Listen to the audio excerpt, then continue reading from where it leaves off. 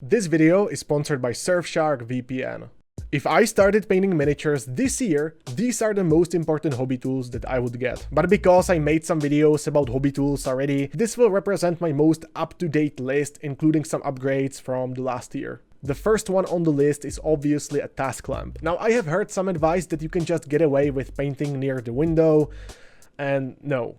Not the case. You absolutely need a lamp for painting. You can use cheap brushes, maybe some cheap craft paint, but you can't paint if you can't see. In the past I have used this lamp and it's fine, but now I'm using Neatfi task lamp and it's absolutely fantastic. You have 4 levels of brightness, the light itself is pretty close to daylight, and of course you can adjust it. I also got this lamp from Reliable and it's much lighter and I would say even smaller solution for light purposes. This one has 3 levels of brightness and also 3 modes of temperature. So perhaps if you want to use your lamp for reading as well, this one might be easier on your eyes, but on the other hand this one is brighter and has wider light source. Ultimately, if the price is the most important factor for you, this one is for $120 and the smaller one is half of that. But I really wouldn't cheap out on light.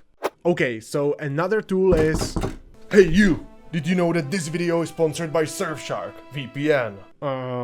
Yeah? Surfshark VPN will protect you from cyber criminals by encrypting your data and switching your IP address. Essentially, it stops the bad guys from entering your device, and it tells them, "You shall not pass." Yeah, I know that. I have it on my phone. Oh yeah? And my computer and my laptop. Okay, alright, but did you know that you can switch your IP address to the UK and watch UK exclusive Netflix shows? Yeah man, I already knew that. You know what, let me take over. Oh man. So yeah, cybersecurity is really important. Especially now, I don't know if you have noticed, but there has been one mini painting channel that has been hacked recently. So getting a 2-step verification is a no-brainer, and getting a VPN like Surfshark is also a good idea. With my code ZUMIKITO, you can actually get 83% discount and 3 months free. But if you are still not sure, Surfshark actually offers 30-day money-back guarantee, so you don't risk anything by just trying it. Use my link in the description, and thank you Surfshark for sponsoring this video.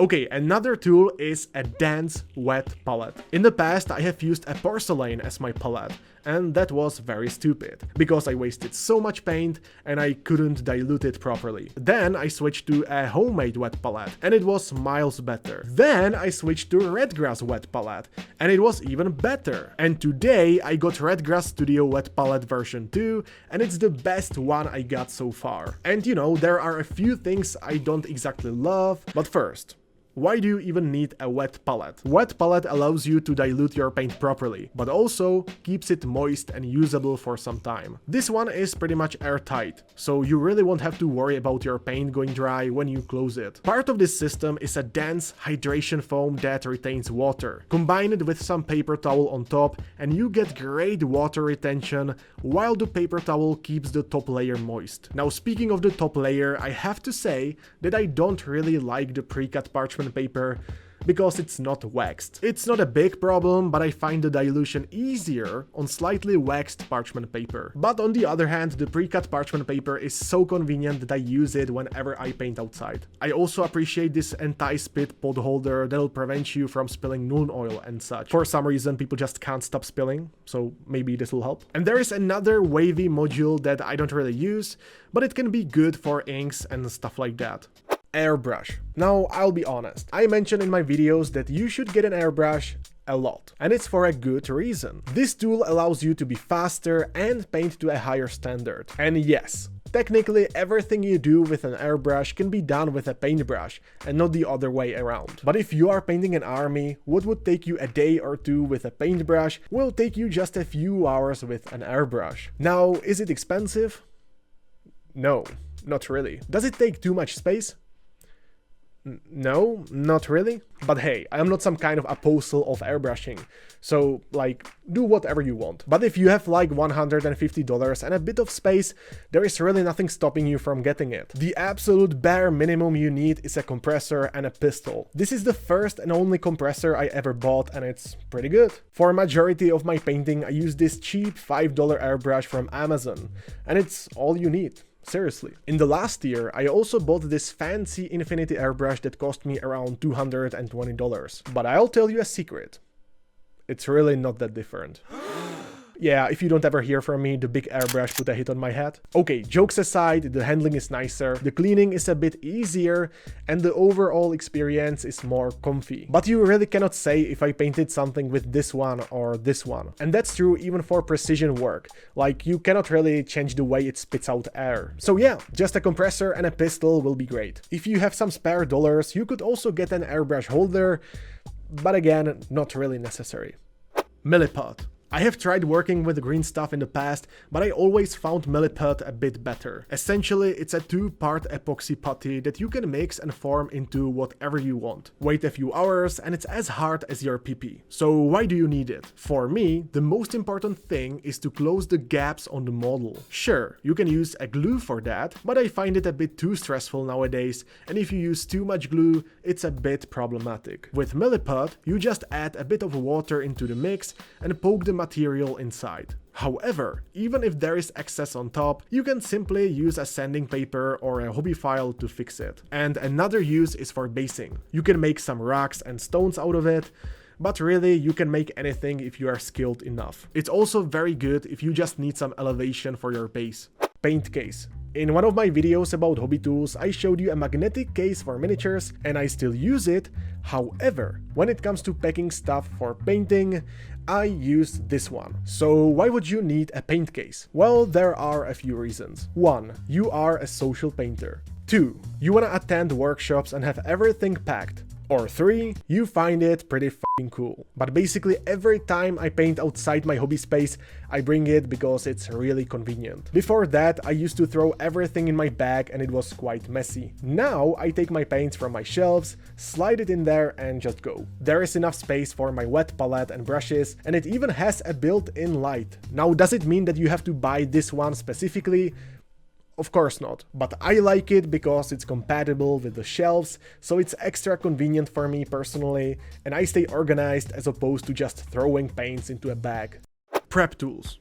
You cannot really start painting a model if it's not prepared. So aside from glue, what do you need? Ideally, you want some hobby nippers, files, buffer, hobby knife, and a drill. Drill is pretty obvious. It's great for pinning the model and drilling the barrels. I also used to work with these cheap nail clippers, but I made an upgrade. It's worth investing a bit more into some quality nippers, so it lasts longer and so the two sections don't cross each other. I don't know if it's visible on camera, but this is what happened with these cheap nippers. A knife is obviously used for many hobby purposes, including cleaning the mold lines and excess plastic. But if you want a smooth finish on top of your miniature, I would recommend a set of hobby files from Tamiya and also these nail buffers that cost like $1 to $2. I like the nail buffer because it has 4 sides of different grit, so you can start rough and finish smooth. But because you can't get everywhere with such a huge chunk, sometimes I use these little sponge files. These are from AK Interactive and they get almost anywhere. And by the way, if you don't wanna fuck up your table, use a cutting mat like this one. 3D printer. If you asked me a few years ago if it's a good idea to start 3D printing if you are a beginner miniature painter, I would be like, yeah, I don't think so, but I don't know. But today, with modern 3D printers, anyone can do it. There are multiple reasons why I think that 3D printing is great for us, hobbyists. Number 1. You can print proxies for your games. There are plenty of companies that specialize in providing 3D printable files for D&D and other games, and they have been featured on this channel. Not only does it add variety, but it's also cheaper than plastic kits. Number 2. You can customize your existing minis, whether it's something very specific like a custom helmet for your Space Marines or terrain pieces and bases for your army. Your imagination is the limit. And number 3, you can print what you can't buy. Do you want to print your favorite anime character? A Pokemon? A Banana Knight? Pickle Rick? To be fair, you have to have a very high IQ to print Pickle Rick. But anyway, 3D printing is truly awesome, and all you need is a 3D printer, some resin, and IPA. Now, I won't go over the printing process itself, because I already made a video on that, but let's talk about costs. Unless you wanna buy a wash and cure station, a simple container and some IPA are not too expensive. The resin price really depends on how much you print and which brand you use, but the biggest upfront investment is the printer itself. Some 3D printers can be bought for as cheap as $200 to $300. And I have actually used such a 3D printer and it's pretty good. But last year, I upgraded to this $700 3D printer and the quality is unmatched. Now the reason why 3D printing is so far down the list is because you do have to make some research before you start. And it's definitely not as plug and play as an airbrush is. So you do have to learn something, but honestly, it's not too difficult. Okay, let's do a lightning round for the rest, because nothing has changed. When it comes to brushes for precision work, I use Winsor & Newton Series 7, Vinci Maestro Series 35, and Redgrass brushes. All of them in sizes 0, 1, and 2. For base coating, mixing, and stuff like that, I use whatever dog shit brushes I have. When it comes to paint, I find myself using mostly AK Interactive and Vallejo, but sometimes I reach for Citadel for certain things. For basing purposes, texture paste from AK Interactive and dry pigments will get you far without too much effort. But talking about basing is such a huge and broad topic that you literally cannot run out of things that you could buy. But hold up. I actually made a video where I bought like $500 worth of hobby products for basing. And you know what? If you wanna improve your basing skills, check it out. Now once more, I wanna encourage you to try out Surfshark VPN, because it's sponsors like these that make running this channel possible. You can try it for free, and by doing so, you are supporting the channel. And see you in the next one.